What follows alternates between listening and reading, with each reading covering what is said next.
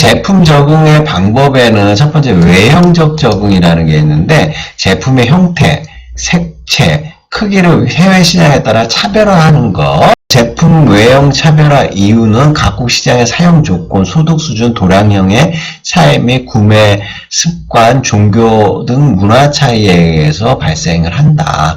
그래서 이제 우리가 처음에 인도에 그 샴푸를 수출을 했는데, 보니까 인도 사람들이 대부분 비누로 이제 머리를 감는 거를 보고, 샴푸를 수출해갖고 하면은 굉장히 대히트를 칠 것이다. 이러고 샴푸를 수출했는데, 막상 수출하고 보니까 잘 안 팔리는 거예요, 샴푸가.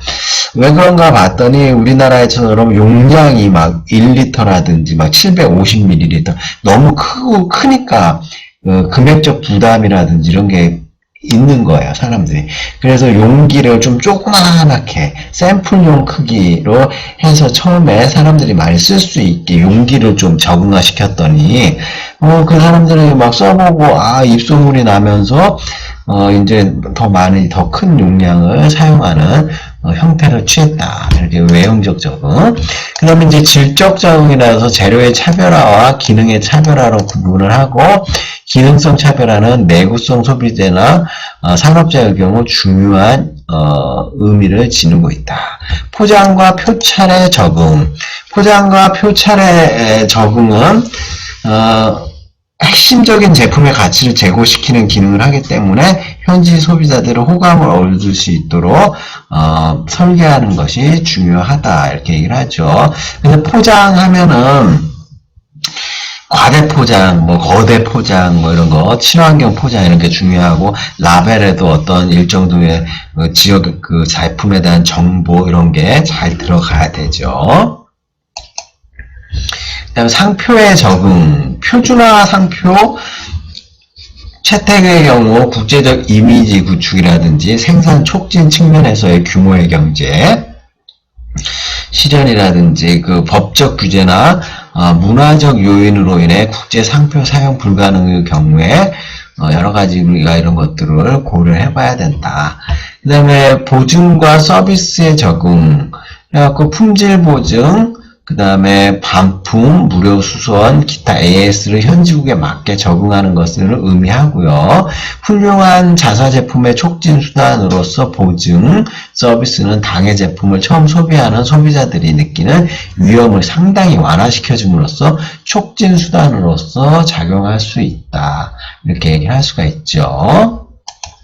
자, 앞에 상표에 적응해서 잠깐 콤마가 잘못된 걸 약간 수정을 좀 할게요.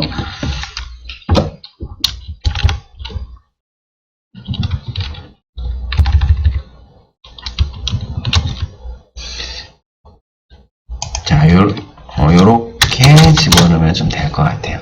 그래서 상표를 표준화하면 규모의 경제를 실현할 수가 있고요. 그 다음에 법적 규제나 문화적 요인으로 해서 국제 상표 사용이 불가능한 경우가 존재한다. 이렇게 마무리 정리를 할 수가 있어요. 자, 그래서 이제 그 내용이 방대하기 때문에 2절까지 여기서 설명을 드리고 3절은 6-2 챕터 파일을 하나 만들어서 여러분들한테 좀 추가적으로 설명을 드릴게요.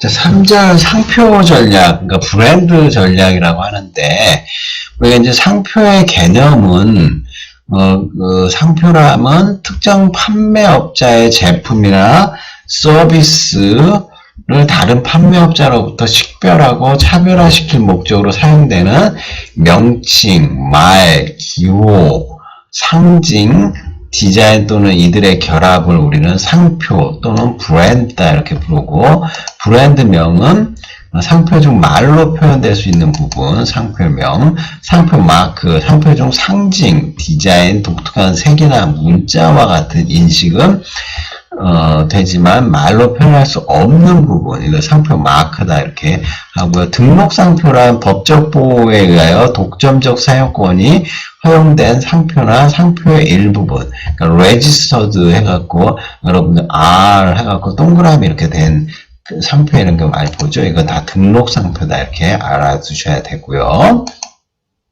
상표의 기능은 어떤 상품이 특정 기업의 상품임을 나타냄으로써 유사 상품으로부터 구별하는 기능을 제공하죠. 상표 부착의 이점으로 상표는 타 기업의 자사 제품 모방에 대한 법적 보호 수단을 제공하고 상표는 자사 제품에 대한 고객의 충성심을 제고시키는 수단으로 사용이 되며 상표는 시장 세분화를 돕는 수단이 된다.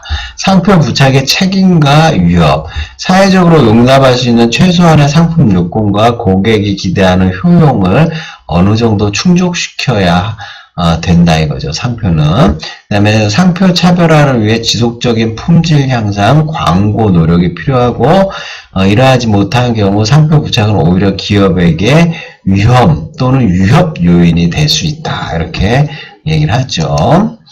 그 다음에 우리가 이제 이것도 이제 논문에서 좀 좋은 내용을 가져다가 이해하기 쉽게 표현을 했는데, 브랜드 전략 해갖고 상표 전략은 구조, 스트럭처, 행위, 성과 모형이라는 게 있어요. 그래서 브랜드명은 기업 가치 있는 자산이다.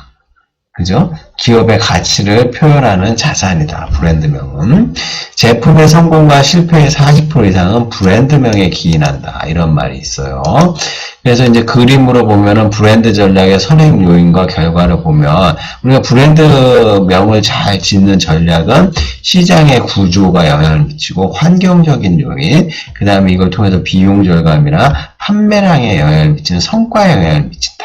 그래서 이제 그 행위에 따라 가지고 이 컨덕트는 이 브랜드명 전략을 어떻게 쓸 것인지, 그래서 이거를 구조, 행위, 성과 모형이다 이렇게 표현을 하고 있어요. 그래서 브랜드명의 표준화 적응화 설명하기 위해서 구조, 성과, 구조, 행위 또는 경영, 성과, 패러다임이 중요하다. 그죠? 여기서 이제 경영이라고도 하고 행위라고 해야지 앞에 그림하고 헷갈리지 않겠죠? 행위, 패러다임이 중요하고요. SCP 패러다임이라고 하는데 기업의 행위, 컨덕트는 선행 요소인 구조에 영향을 받으며 또 성과에 영향을 미친다. 선행 요인은 환경적인 요인, 브랜드명의 표준화 적응화 전략에 영향을 미치는 최소한의 환경적 요인으로서 종교, 언어, 교육, 기술, 경제의 5가지 요인들이 영향을 미친다. 시장 구조는 경쟁의 집중도가 높으면 브랜드명 적응화를 통하여 시장을 침투하고 구매자의 집중도인 구매자가 적은 산업재 시장일수록 표준화를 많이 한다. 유통에 집중될수록 시장 세분화는 다양하며 브랜드명의 표준화 수준이 낮아진다 이렇게 얘기를 할 수가 있고요. 브랜드명 전략과 그 성과를 보면 판매량과 브랜드명 전략의 관계는 두 개의 반대되는 상반된 관점이 존재할 수가 있는데 두 개 이렇게 첫 번째, 두 번째를 보면 현지 국가들에서의 경쟁과 구매자 태도 때문에 표준화된 브랜드는 현지화 브랜드보다 부정적일 것이며 따라서 표준화된 브랜드의 시장 점유율, 수익, 그리고 총체적 이익은 감소하는 결과를 가져올 수 있다. 반면에 지역 고객들은 외국 브랜드에 대한 긍정적인 인식과 국제적 여행자들의 브랜드 인식과 제품의 구입 때문에 브랜드명 표준화는 수익을 증가할 수 있을 것이다. 이렇게 상반된 성과를 보여주고 있을 수 있어요. 다음에 이제 상표 전략에서 상표 관련 의사결정을 할 때 자사 상표 대 타사 상표, 그러니까 자사의 고유한 브랜드 상표 할 것인지, 도입 상표 할 것인지, OEM으로 주문자 상표를 할 것인지, 상표 브랜드 하나 개발하는데 비용과 시간이 엄청나게 많이 들어가죠. 그 다음에 개별 상표 대 계열 상표 해갖고, 개별 상표의 예로는 P&G, 프로크터 앤 갬블스 해갖고, 이 제품들 있잖아요. 여러 가지 뭐 여성 위스퍼라든지 여성 용품이라든지 다양한 제품들이 있는데 이게 P&G 회사 건지 잘 몰라요. 여러분들 이제 뭐 과자 같은 거 있잖아요. 프링글스 뭐 P&G 건데 잘 모르고 이제 프링글스 그 자체로 우리가 개별 상표로 받아들이고 있고요. 계열 상표라고 해서 GE라든지 IBM, 뭐 하인즈 이렇게 있는데 IBM 제품 같은 경우는 그냥 컴퓨터 이렇게 해가지고 우리가 계열 상표로 받아들이고요. 그다음 복수 상표 전략 해갖고 한 제품에 대해서 여러 가지 상표 브랜드를 갖고 있는데 성과를 높이기 위해서 전시 효과, 고객 유치, 판매 능력 개선, 경쟁 능력 강화를 위해서 복수 상표 전략을 쓴다. 그래서 우리나라 자동차 같은 경우에는 뭐 미국에 출시할 때 뭐 같은 그랜저인데도 마제라라든지 뭐 이렇게 다른 표현으로 이렇게 다른 브랜드 복수 상표 브랜드를 쓰는데 이런 5가지의 효과를 보기 위해서 쓴다. 범세계적 상표 대 국가별 상표, 생산 및 마케팅 측면, 법률 문제, 문화 환경 문제로 똑같은 전 세계적 표준화 상표를 쓸 수도 있지만 각 국가에 들어갈 때는 반드시 그 나라에 맞는 상표를 써야 된다. 이 법률 문제. 예를 들어갖고 뭐 북경 현대자동차 하면은 뭐 현대자동차 그 브랜드 뭐 이렇게 쓸 때 북경 현대자동차 갖고 베이징 자동차, 그러니까 북경 자동차와 합작을 해야 된다. 그래서 그런 로고를 쓰기 법률적으로 정해진 이런 문제들이 있어요.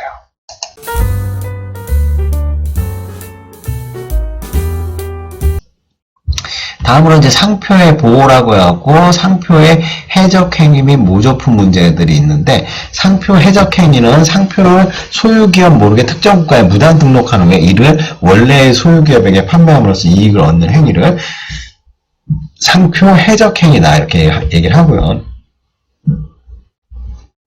모조품은 세계적으로 유명한 등록 상표를 무단으로 소행하는 가짜 상품을 의미한다. 국제상표협정 해갖고 산업자산보호협정이라는 게 있는데 국내 기업의 상표자산이 등록에 의해서 보호된다면 외국 기업도 국내 기업과 마찬가지로 여러 가지 방법에 의해서 보호를 받을 수 있다고 규정하고 서유럽 주요 국가와 미국을 포함한 대부분의 국가가 산업자산보호협정을 맺어 있어요. 그 다음에 이제 마드리드 협정이라고 해갖고 가맹국의 어느 한 국가에 상표를 등록한 회사는 다른 회원국에도 그 상표를 등록할 수 있는 권리가 부여되었다.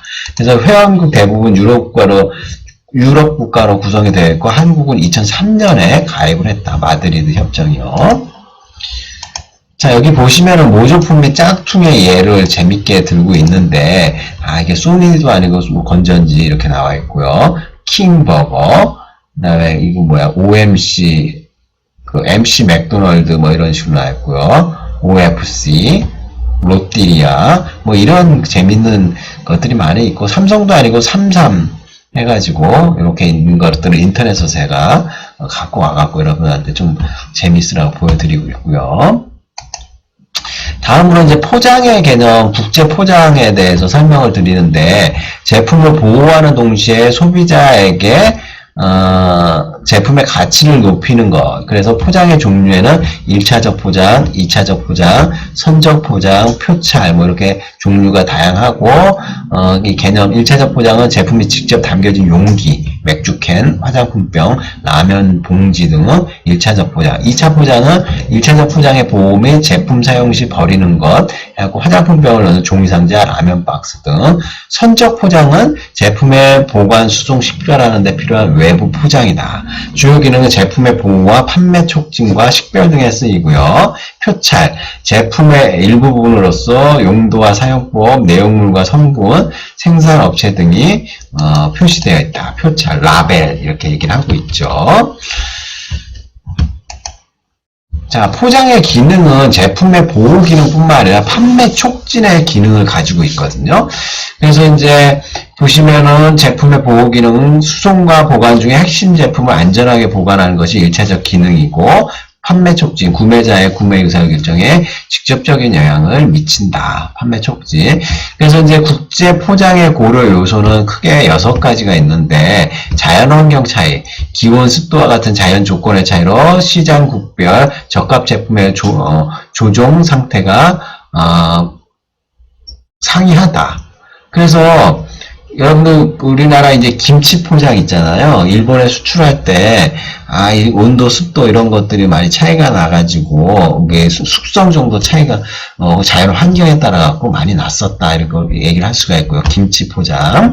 그냥 이제 물리적 거리, 원거리 수송과 신중한 자재 취급의 필요성. 그러니까 멀리 가는 이제 물건에 대해서는 농산물 같은 경우에는 뭐 농약이라든지 뭐 여러 가지 냉장, 냉동 기술 이런 게 필요하죠. 물리적 거리.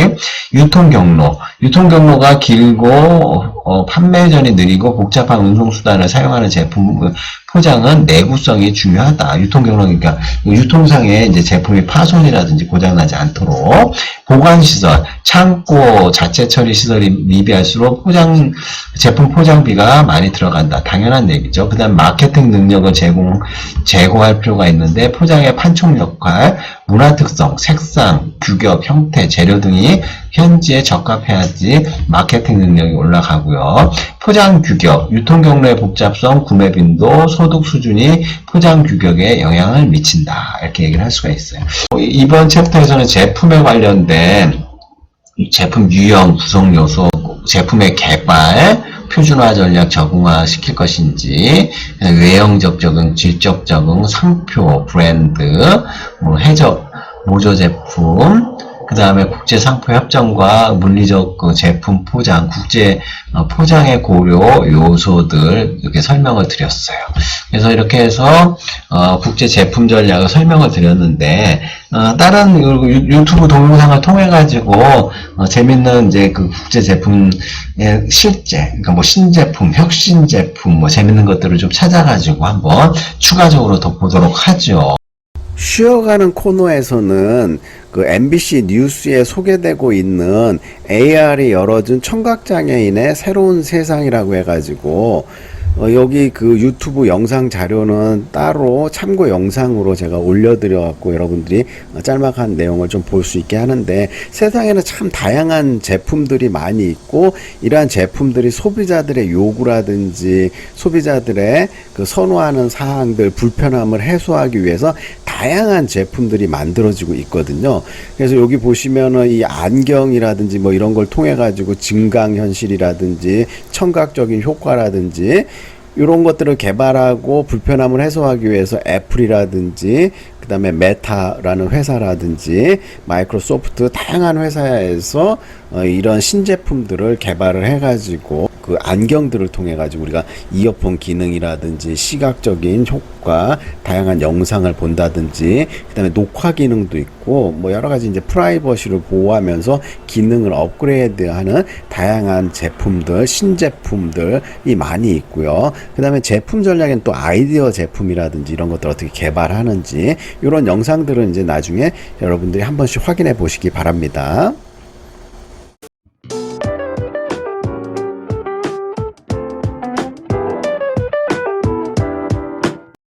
국제 제품 전략 챕터 6에서 기존 영상이 도입 사례 영상 따로, 그 다음에 국제 제품 전략에 관련된 영상 따로 30분 이상씩 되니까 여러분들이 이제 수업을 듣는데 좀 불편함이 있을 것 같아 갖고 제가 다시 편집하고 추가로 영상을 집어넣어 가지고 25분 내외로 해갖고 1편, 2편을 만들고 있는데요.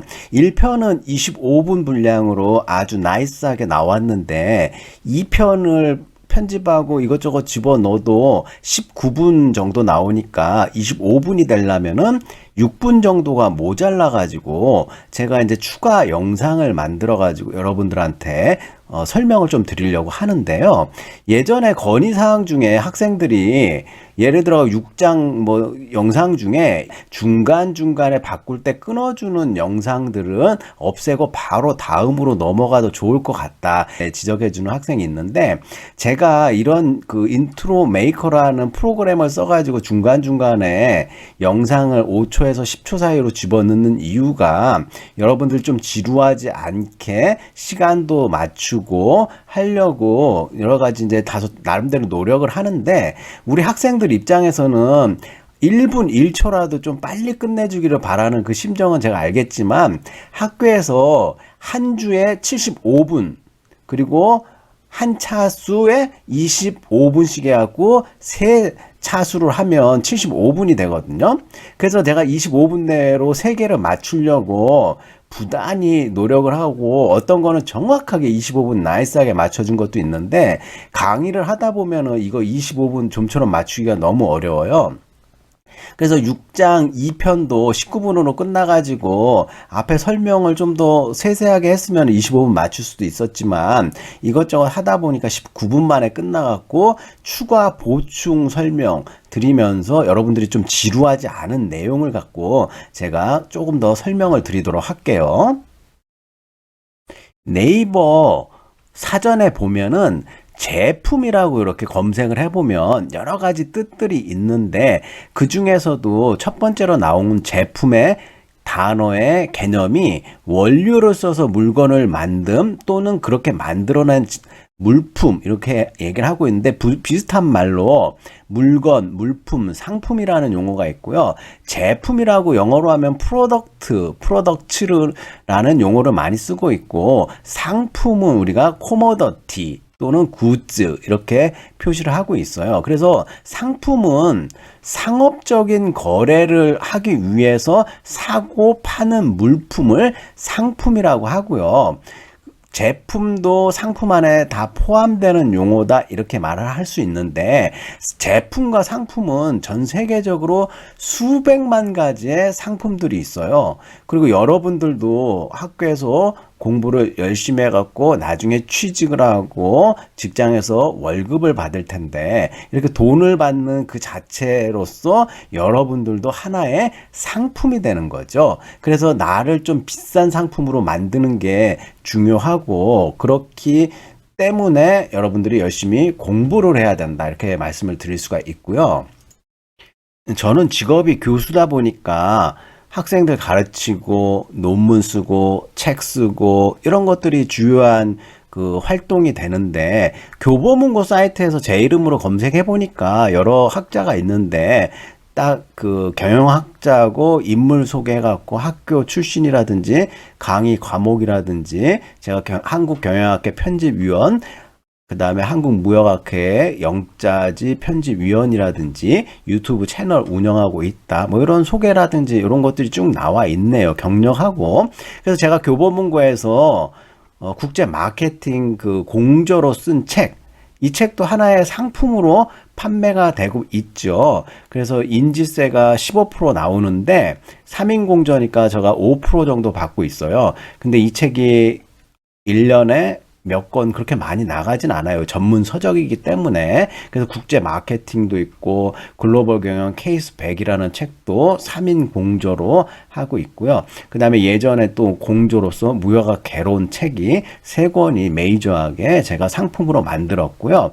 그 다음에 제가 이제 논문 관련해 가지고 또 할 말이 있는데, DBPR라는 사이트에 들어가고 저를 검색하니까 정확하게 제 영문 이름이 나오네요. 그래서 축구선수 이천수랑 많이 헷갈리는 이름인데, 보시면은 이제 부경대학교에 근무를 하고요. 제 논문이 이렇게 쭉 나와 있는데, 이름으로 검색만 했을 때는 저하고 상관없는 농경제 원예 이쪽에 교수님이 동명이인이 계신데, 이분도 논문을 굉장히 많이 쓰시는 분 같아요. 근데 이 중에 쭉 보다 보면 제 이름으로 제가 쓴 공저 논문이 있는데, DBPR에서 이렇게 보면 이걸 다운로드를 하면 6,000원에 판다고 이렇게 나와 있어요. 근데 외부에서 6,000원에 이렇게 판매를 하지만 교내에서는 학교 안에서 접속하면 무료고 공짜예요. 근데 외부에서 이렇게 6,000원에 제 논문을 이렇게 팔고 있는데, 그렇다면 저한테 인지세가 얼마가 들어올 것인가? 봤을 때 10원도 안 들어온다는 거죠. 제가 이제 논문을 게재할 때 학회에 판권이나 이런 것들을 논문은 전부 다 위임을 해가지고 다 넘겨 양도를 해드리거든요. 그럼 학회에서는 1년에 그 전체 교수님들 논문으로 해가지고 수익이 인지세가 몇백만 원 들어오는 것 같아요. 근데 그렇게 많은 논문에도 불구하고 몇백만 원밖에 학회에서 못 받고, 심지어는 저자한테도, 연구자한테도 돈이 안 오잖아요. 그럼 누가 돈을 벌어가겠어요?